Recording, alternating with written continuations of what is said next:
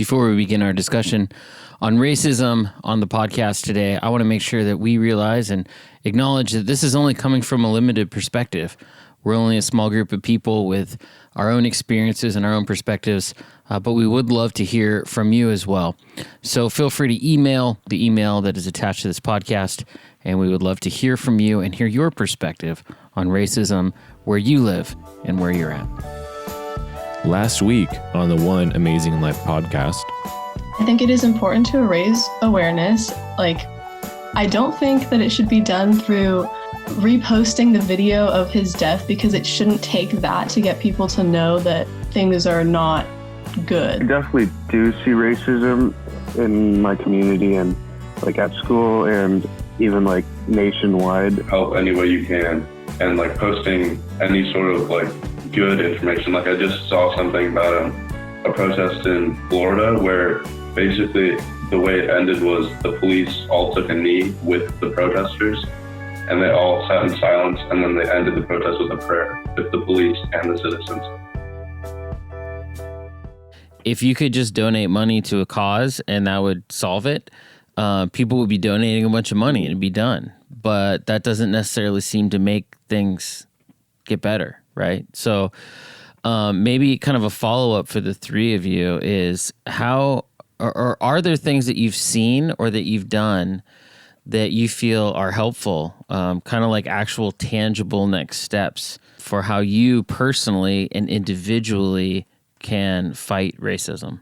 Just talking about it with the people around you and just educate, and not only looking at social media, but also reading the news articles and stuff, and educating yourself and educating the people around you who might not be as educated about it or really paying that much attention to it, and just saying, hey, this is going on, because I don't really, I was kind of feeling what can I do? Because I feel there's nothing I can do besides this. And it's such a big problem. And Ezra said, it's not this is not anything new.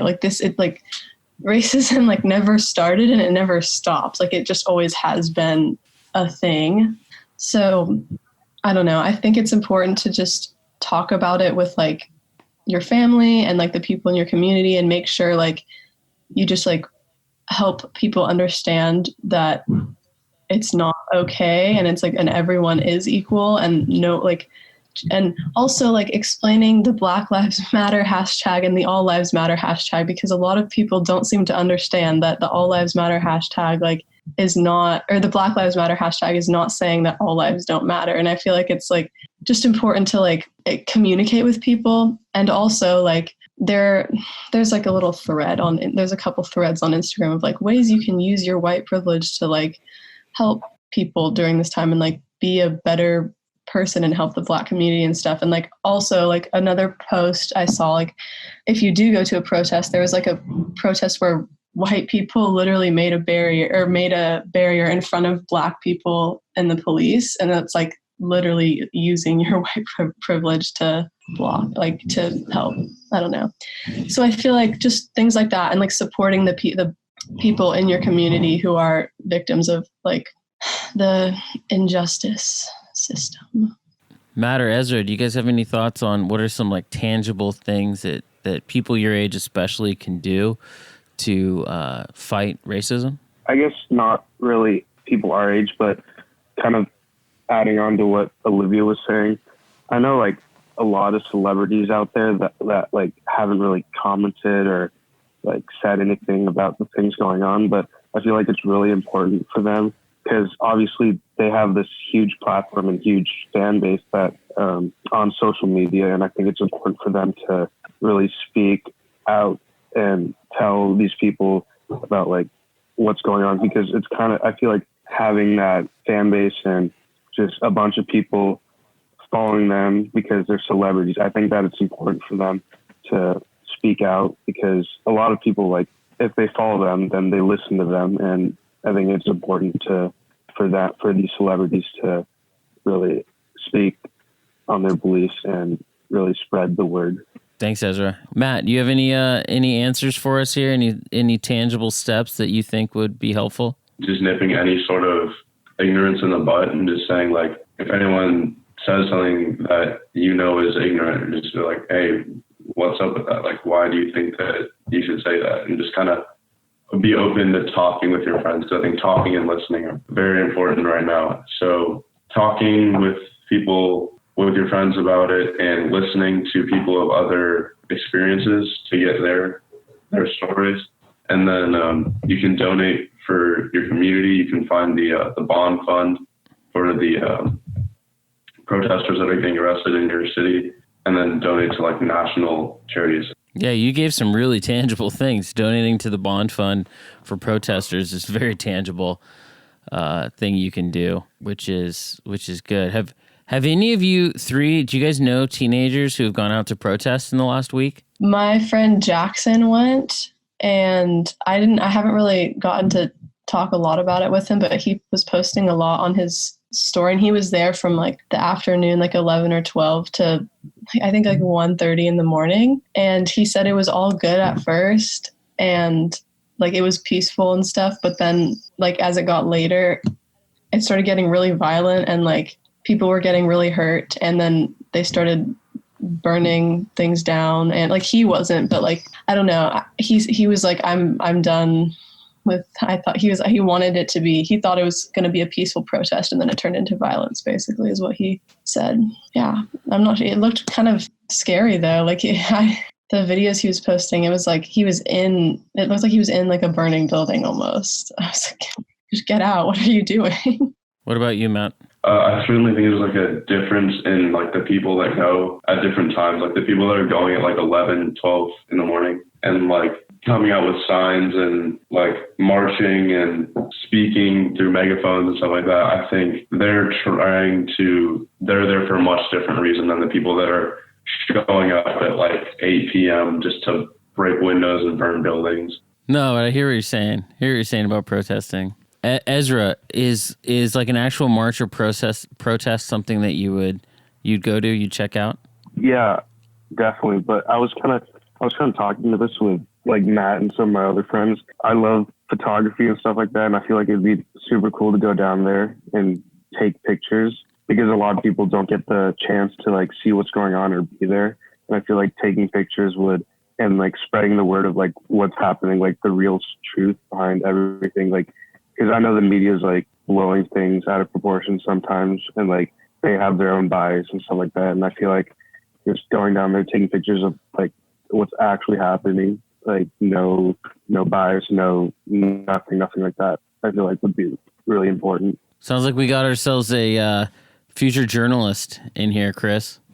Absolutely, man. This would be a great journalist, man. He's definitely a man of the people. I know that. Well, I was just curious, before we to wrap it up, what's something that you guys personally would like to do to understand something that you don't understand, right? Is there a specific culture? Maybe you don't understand the language or the traditions or the, whatever that looks like, their heritage that you would like currently like to find out more about? Because I'm just curious, like what our listeners would also think about that as well. If there's like one in particular that maybe, we might sit next to these people in school all day and have no idea like what their celebrations are, what their culture is, anything like that. Is there a certain race that you guys would like to learn more about individually? Yeah, definitely. In school, we've seen like a bunch of documentaries of like Black culture and how their life was in America after 1492 when we discovered it. And for me, what I truly want to like know more about is know the life of people that are showing this racism and hatred, and where all this hate would come from, like no matter the race, like just what their life was like, to see how their life has influenced their opinions on things, and how they see other people that aren't the same race or aren't as wealthy as they are. So like just like a little all around background. I like that. Olivia, what about you? I would like to learn more about the Native Americans and what happened after we kind of took over. And maybe we did learn about this in school and I just wasn't paying attention, but I would like to know more about it. So, because I feel a little like I know that that's like a fact in my brain that I just know, but I feel a little bit like uneducated about it. Like I don't know as much as I feel like some of my peers know, if that makes sense. And I think there's definitely a lot more to learn about that than the chapter or two that, you might learn in history at school. And Matt, what about you? So I think the big one there is like Muslim people, because the amount of racism they experience is crazy, and even from like Christian people, because they believe in the same God that we do. So how could you hate against them? Like, we're supposed to accept all people, and being hateful towards your others, like, what's going on? And there's a lot of deeply rooted stuff I just want to know more about there. But like the assumption that they're all terrorists and all that stuff. And I think that is like a big thing that needs a bigger spotlight, I think. That's a cool one, man. I dig that. All right. So before I guess we close it down, maybe some final thoughts from each of you about this subject, about things that are on your heart in dealing with this, or just things that you've gone through. I would say know your like facts, know what you're saying before you put it out there, because like you could be saying something wrong or something that the media said but isn't actually true. So I would say just know what you're saying before you put it out there. And also overall in general, like prayer for everything that's going on, prayer for like the safety of the protesters, but not even like that, but also prayer for those who are showing hatred and are being racist, and that they could change, and hopefully that God can find them and help them out in different ways. Amen, Pastor Ezra, right there. That's it, man. Praying for those who persecute you. Olivia or Matt, do you guys have some closing comments? I'm a little confused, like, on what is happening in the riots, like, because I've seen things. At first, I've seen a lot of different things, like the protests that turn into riots. Like, I think they all start out as that, but as protests. But I've started seeing more things that it's like police are starting them, and I'm not sure if that's true. And like they're starting like the violence, like, or they're like getting like annoyed and then like more aggressive and violent, and so then the protesters are fighting back, and then it kind of like just amplifies into that. And like, I'm wondering what you guys think about that, because I think I could believe that, like, in some places, but also like, I don't know. Does anyone have any thoughts about that? Because I would like to know. I think it's impossible to truly know what's going on without actually being there in like the moment of seeing what's happening, because things get blown out of proportion, and based on different people's biases, I feel like one person could say this happened, but another person can say like, oh, that's wrong. And you would like never really truly know unless you were there yourself seeing it with your own eyes. Yeah, that's why I want to say for my closing thing that like, I think if you can and you feel safe doing so, that you should go out and like peacefully protest.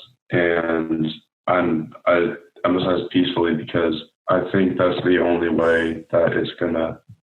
Because I understand how the people are saying, like, because people are asking, like, well, why do they have to, like, destroy these stores? Why do they have to go in and, like, rob these restaurants and burn these buildings? And then the Black people are responding, well, why do the cops have to kill innocent men? Like, you can bring back your Arby's, you can bring back your Walmart, but you can't bring back George Floyd.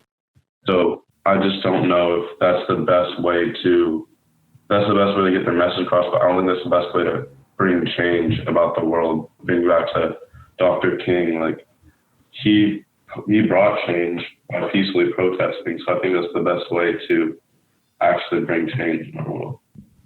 Thanks, Matt. And let me just give a little word, and I think this comes straight from our, from Scripture, and I think it's important for all of us to remember. And it's that we were all made in the image of God. And this is a biological, spiritual reality, is that every person was made in God's image. In fact, my uncle, who is a botanist and also teaches biology at a college, was telling me the most racially diverse continent in the entire world, the one that has the most diversity from a genetic level, DNA level, is the continent of Africa. And a lot of people would think, oh, it has to be America because, everything's mixed. And I think what that shows us is that, we don't really even know what race is other than what we see with our eyes. The reality is that all of us are made in God's image. And it doesn't matter what we look like on the outside. You know, we decide what people look like, and we decide what race they are based on our own preconceived, sort of perceptions in our heads. But when it comes down to it, God sees us as his children, and we need to see each other as brothers and sisters. And so it all begins in the middle of who you are, like at your heart level is where that begins. A lot of time that idea of racism and being angry and having hate in your heart for other people really begins inside of you and how you feel about yourself. And so I think for all of us and everyone out there, just know that you are a child of God, loved by God, and made in God's image, and so is your neighbor, the person who's right next to you. It doesn't matter like what has happened in your life or how bad it's gotten or what your views were. God's grace is enough to overcome any situation in life. And I think that we can take solace in that and just pray for these people that we see that are acting sick and that have these negative views, and know that, with prayer, that can actually help them. And, and our example to them might turn their life around as well. So anyway, I want to thank Ezra, Matt, and Olivia all for being on the show. As always, I want to thank my amazing co-host Jamie for his words of wisdom and always bringing his A game to the show. And of course, we want to thank our amazing producer Patrick for making this whole thing happen. Without him, we do not have all this technology figured out, and so he's our techno angel. Thanks everybody for joining us again on the One Amazing Life podcast. And remember, how you do one thing is how you do everything. God bless, and we will see you all next week.